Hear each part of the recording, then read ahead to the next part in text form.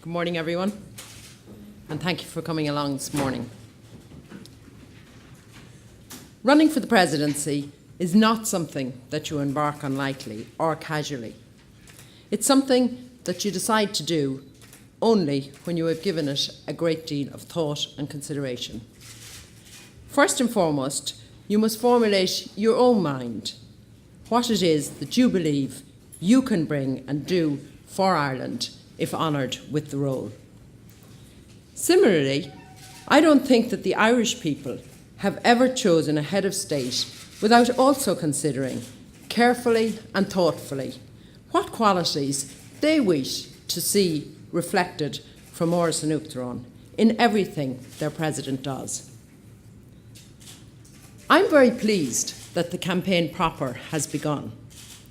So much of our debate so far has been centred around the mechanisms of the election, the nominations, our system for gaining candidate status, and the cut and thrust of political campaigning. These are all part and parcel of any election, but it's now time to focus on what each candidate wants to do with the presidency and achieve for Ireland in that role. My working life has been dedicated to challenging inequality, particularly by improving life for people with disabilities. I started as a special needs teacher in St Michael's House in Ballymun back in 1979. I have been privileged to continue this work through Special Olympics here in Ireland and on an international stage. There is a suggestion that this career, while laudable, is somehow not an adequate qualification for the job of president. But running Special Olympics is not about attending fundraising lunches and appearing in photocalls. It's an enterprise on a vast scale that requires the full set of leadership and management and organisational skills. It requires entrepreneurial skills to get things up and running.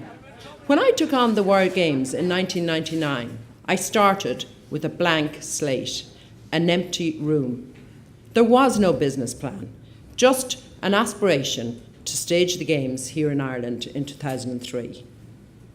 It requires organisational skills. As well as a large full-time staff, I was responsible for the coordination of 30,000 volunteers. That's equivalent to the entire strength of the Irish civil service. It requires negotiating skills. I have led tough, productive negotiations with officials and governments across the 58 countries that I work in throughout Europe and Asia. It requires exceptional leadership skills to drive change and make it happen, to inspire people and rally them around a common goal.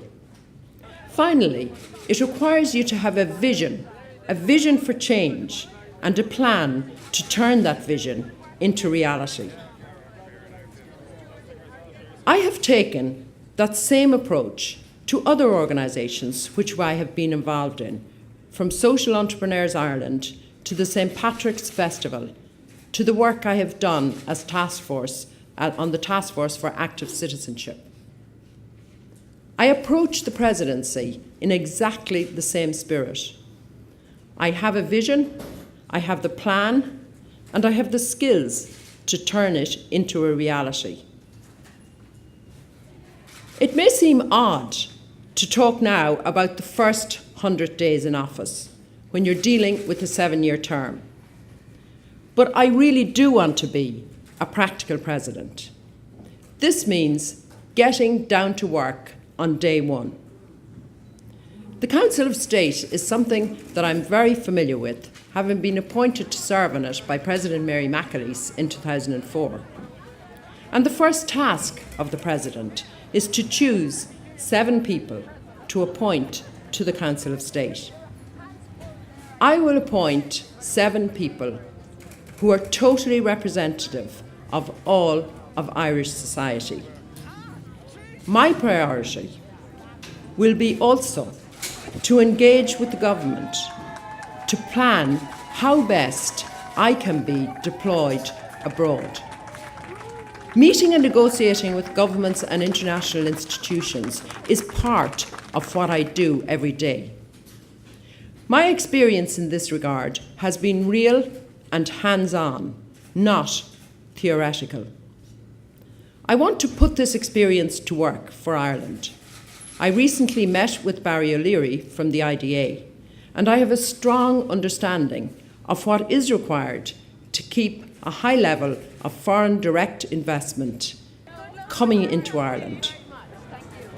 I want to lead an increased number of trade missions to new and existing markets. There is still much in Irish society that we don't even want to talk about or wish to discuss. I have travelled the length and breadth of our country since announcing myself as a candidate in May. And in this time, I have heard uplifting stories of people working hard to get back on their feet. But I have also visited families and communities who are hollowed out by emigration. I have spoken with parents whose children have lost everything, even the will to live. And I have seen the examples of exploitation of the vulnerable that give shame to our country in this modern age. I will convene a series of regional conventions for those groups who, despite what we might say to each other, still do not have a voice in Irish society.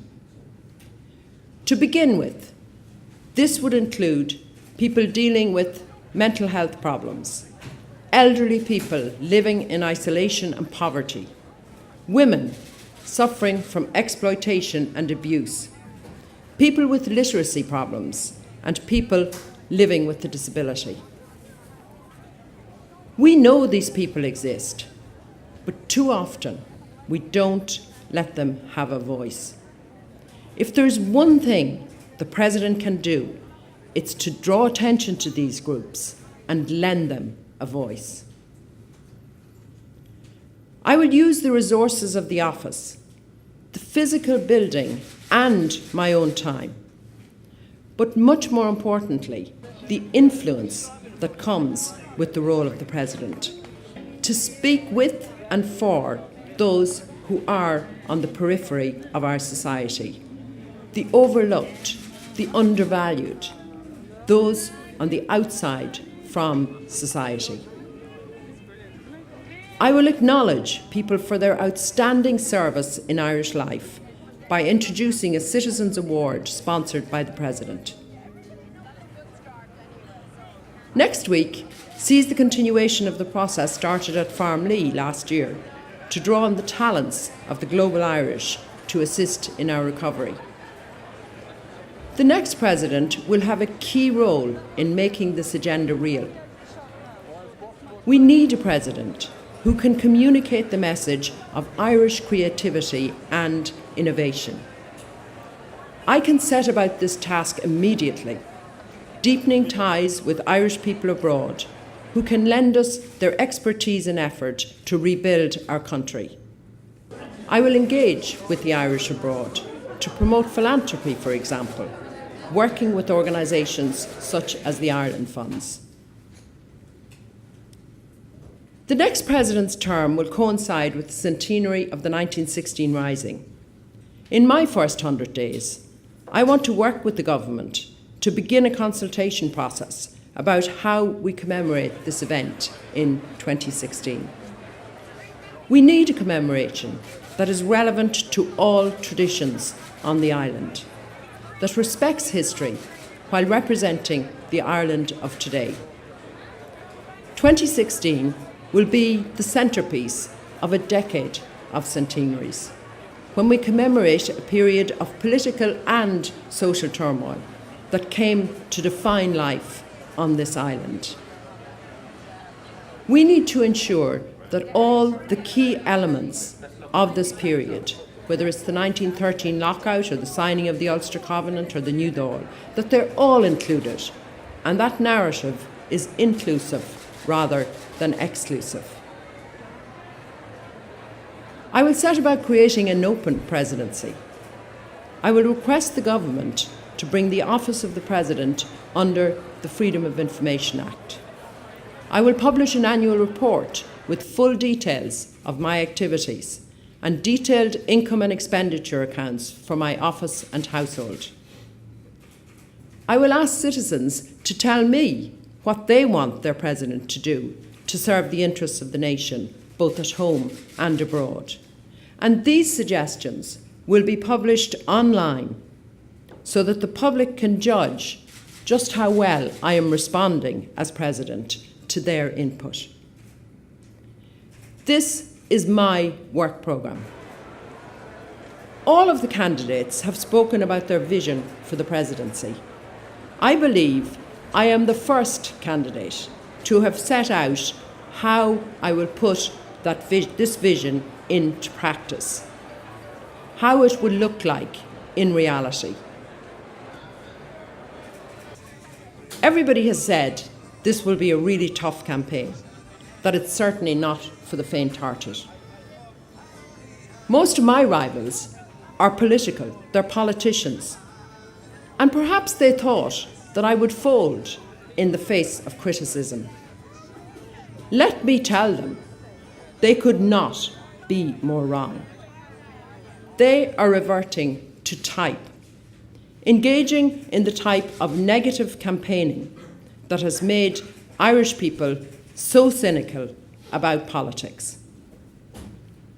Paying a lot of money to polling companies to hone attack messages is not what this campaign should be about. Paying money to polling companies may serve the partisan aims of a political party, but it does not serve the cause of the debate about our future here in Ireland. But I know that I can deal with negative stories. I can deal with negative stories for one reason. I have nothing to hide. Most of what has been written about me is relatively in the public domain. And I have been willing to be open and transparent in dealing with any queries that have arisen. I have provided the media with copies of my P60 and all my organisational affiliations. I now call again on all of the other candidates to publish their P60s, equivalent documentation and tax compliance details. And finally, there's just one other issue that I want to deal with: the question of independence. I have never been affiliated with any political party. In my career, I have worked with governments, with representatives of opposition parties, with civil servants and other officials. I have been able to approach all of these engagements from a totally independent standpoint. I am not a political animal in independence clothing. I want the people to know that if they elect me, they are getting a truly independent president, not only independent of any political party, but independent of the political system itself. Thank you.